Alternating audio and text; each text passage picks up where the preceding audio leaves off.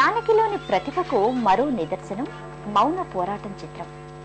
Usha Kiran movies నిర్మించిన ఈ చిత్రానికి ఆమె సంగీత దర్శకత్వం వహించారు. ఓ యథార్థ గాథ ఆధారంగా 1988లో నిర్మించిన మౌన పోరాటంకు జానకి అందించిన నేపథ్య సంగీతం చిత్రానికి ప్రత్యేక ఆకర్షణగా నిలిచింది. ఏ బాపు నేర్పనిది సత్యాగ్రహము, ఇదే సత్యాగ్రహము, ఇదే మౌన పోరాటం, ఇదే మౌన పోరాటం. ఎన్నో పాటలు నేను ట్యూన్ చేసిన చాలా పాటలు ఉన్నాయి. ఉన్నా కూడా పిక్చర్కి చేయాలనే ఇంట్రెస్ట్ ఉండేది కాదు. రామోజీరావు గారి కోసం అని చెప్పి ఆయన మీద అభిమానంతో ఆ పిక్చర్ ఒప్పుకున్నాను. సంగీత ప్రియుల ప్రశంసలే కాదు, ఎన్నో పురస్కారాలు సైతం జానకిని వరించాయి. 1956లో ఆకాశవాణి నిర్వహించిన పాటల పోటీలో ద్వితీయ బహుమతిని అప్పటి రాష్ట్రపతి బాబు రాజేంద్ర ప్రసాద్ చేతుల మీదుగా అందుకున్నారు. 1976లో కన్నడంలో బయలుదారి చిత్రంలోని గీతానికి ఆ రాష్ట్ర చలనచిత్ర సంఘం ఉత్తమ నేపథ్య గాయని అవార్డుకు ఎంపిక చేసింది. అదే ఏడాది కేరళ ఫిల్మ్ ఫ్యాన్స్ ఆలింగనం చిత్రంలో పాడిన పాటకు ఉత్తమ మలయాళీ నేపథ్య గాయనిగా ఎన్నుకున్నారు. అంతేకాక ఏకంగా 13 సార్లు కేరళ రాష్ట్ర ప్రభుత్వ ఉత్తమ గాయని అవార్డులను అందుకొని చరిత్ర సృష్టించారు.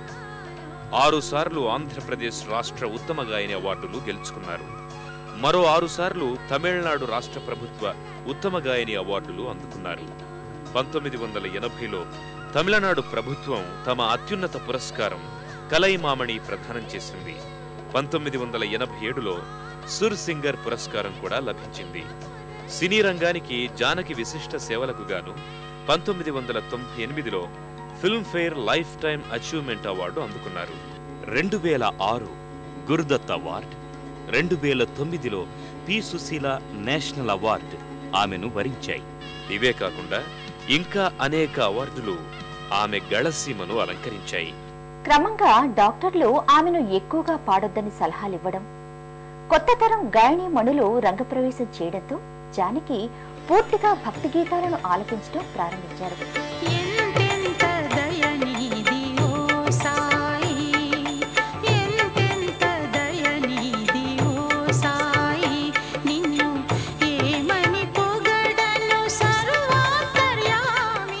కేవలం పాటలు పాడటం, వరుసలు కట్టడం మాత్రమే కాదు, జానకి స్వయంగా పాటలు రాస్తారని చాలా మందికి తెలీదు.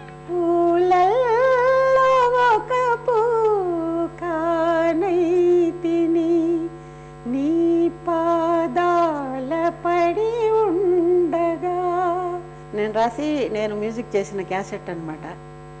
ఇంత విస్తృతి గల గాయని కాబట్టి ఎన్నెన్నో అవార్డులు జానకిని వెతుకుంటూ వచ్చి వరించాయి.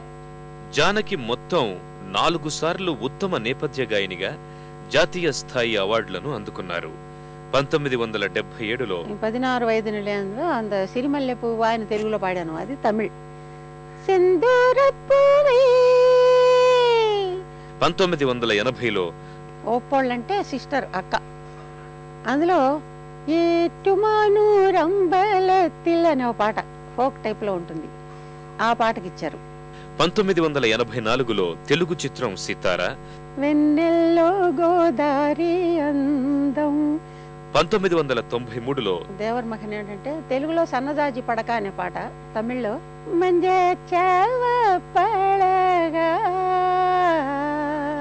చాలా మందిలాగే జానకి కూడా ఆయన కంటే ముందు తానే వెళ్లిపోవాలని కోరుకున్నారు.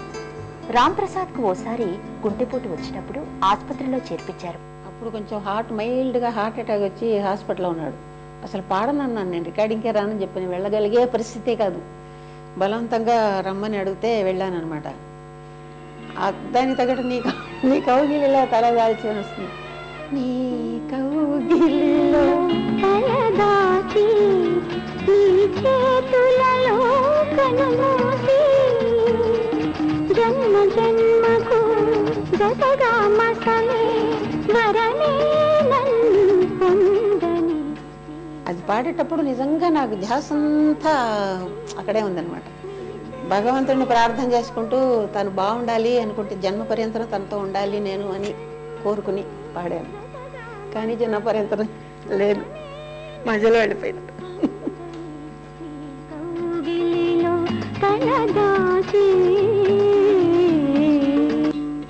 తీగలాంటి ఆమె స్వరం మన హృదయ తంత్రులను సుతారంగా మీటుతుంది.